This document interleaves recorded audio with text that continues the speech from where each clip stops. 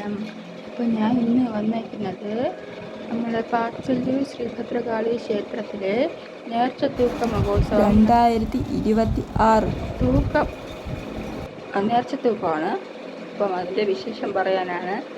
അപ്പം എൻ്റെ ചേട്ടന് തൂക്കം ഉണ്ടായിരുന്നു. അപ്പം നിങ്ങൾ നേരത്തെ കണ്ടത് വലിയവിള കോവിലാണ്. വലിയവിള അമ്മച്ചിയുടെ തറവാടാണ്.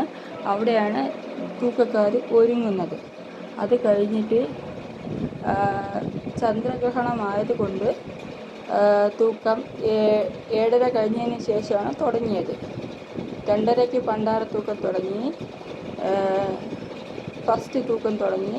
ബാക്കിയുള്ളതൊക്കെ രാത്രി 7:30 തുടങ്ങിയത്. അപ്പോൾ നിങ്ങളിത് ഈ കാണുന്നത് എൻ്റെ ചേട്ടൻ്റെ തൂക്കമാണ്. എൻ്റെ ചേട്ടൻ്റെ തൂക്കമാണ് ഈ കാണുന്നത്. തൂക്കത്തിൻ്റെ ലൈവ് ഇട്ടിട്ടുണ്ടായിരുന്നു. പാച്ചല്ലൂർ കൊടിമൽ ഘോഷത്തെ ലൈവ് ഇട്ടായിരുന്നു. എല്ലാ ലൈവും ഇട്ടിട്ടുണ്ടായിരുന്നു. കാണാത്തവരൊന്ന് കാണണേ. ഇതാണ് എൻ്റെ ചേട്ടൻ. അങ്ങനെ തൂക്കം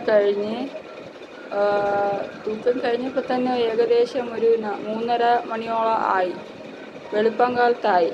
പിന്നെ തൂക്കം കഴിഞ്ഞതിന് ശേഷം വില്ലടി തൂക്കം കൂടി ഉണ്ടായിരുന്നു. അതായത് ഏറ്റവും ലാസ്റ്റത്തെ ഒരു തൂക്കമാണ് വില്ലടി തൂക്കം. ആ തൂക്കം 3 വലതാണ്.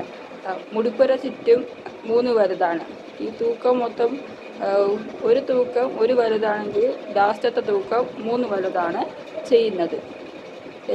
എനിക്കറിയാവുന്ന കാര്യങ്ങളാണ് ഞാൻ പറയുന്നത്. എനിക്കാണോന്ന് വെച്ചാൽ അറിയില്ല.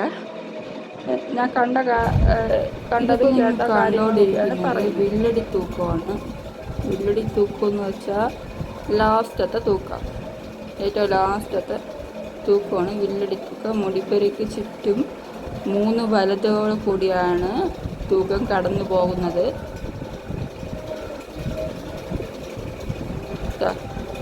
ഈ പന്തം നേരത്തെ തൂങ്ങിയിറങ്ങിയ എല്ലാ തൂക്കക്കാരും കൂടി ചേർന്നാണ് വില്ലടി തൂക്കത്തെ അനുഗമിക്കുന്നത്. അത് പിറകിലോട്ട് നിന്ന് തൂക്കത്തിൻ്റെ പിറകിലോട്ട് പോകും.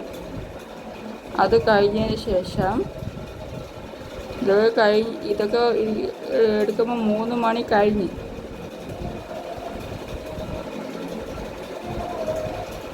കൊച്ചു പിള്ളേരൊക്കെ കണ്ടില്ലേ ഉറങ്ങാതെ, ഓരോ ഉത്സവത്തിലും കൊച്ചു പിള്ളേർ ഉറങ്ങാതെ നിന്ന് ഓരോ കാഴ്ചകൾ കാണുമ്പോൾ നമുക്ക് കൗതുകമായിരിക്കും. ഇത്ര സമയമായിട്ട് കൊച്ചു പൊടിപ്പിള്ളേരൊക്കെയാണ് കാഴ്ചകൾ കാണാൻ വേണ്ടി കണ്ണൊക്കെ തുറന്ന് പിടിച്ചിരിക്കുന്നത്. ഇത് അമ്മച്ചിയുടെ കളങ്കാവലാണ്, ദേവിയുടെ കളങ്കാവലാണ്. ഇതാണ് തോളിൽ എഴുന്നള്ളി ദേവി കളിക്കുന്നത്. എല്ലാ തൂക്കക്കാരെ കൂടിയും ദേവി കളിക്കും. ഇത് നടക്കുമ്പോൾ തന്നെ 6 മണിയായി. തൂക്കം കഴിഞ്ഞ് പോയപ്പോൾ തന്നെ 7 പിന്നെ ഈ തൂക്കക്കാർ കളങ്കാവിൽ കഴിഞ്ഞതിന് ശേഷം ദേവിയുടെ ശ്രീകോവിലിൻ്റെ നടയിൽ വച്ചിട്ട്, ഇപ്പം 4ാം ഉത്സവത്തിനാണ് മാതാപിതാക്കൾ കുട്ടിയുടെ അമ്മയും അച്ഛനും കൂടെ തൂക്കക്കാർക്ക് കൊച്ചിനെ കൈമാറുന്നത്. അങ്ങനെ ഒരു ചടങ്ങും കൂടി ഇതിലുണ്ട്. കൈമാറിയതിന് ശേഷം പിന്നെ അവർ ദേവിദാസന്മാരെന്നാണ് അറിയപ്പെടുന്നത്. ആ ദേവിദാസന്മാരുടെ കുട്ടിയായിരിക്കും.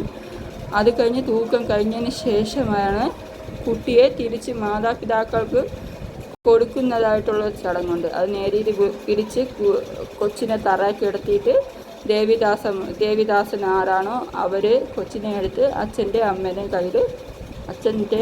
കയ്യിൽ കൊടുക്കും. അപ്പോൾ എൻ്റെ വീഡിയോ ഇഷ്ടപ്പെട്ടവർ ലൈക്ക് ചെയ്യണം, സബ്സ്ക്രൈബ് ചെയ്യണം, സപ്പോർട്ട് ചെയ്യണം. അപ്പോൾ ടാറ്റാ.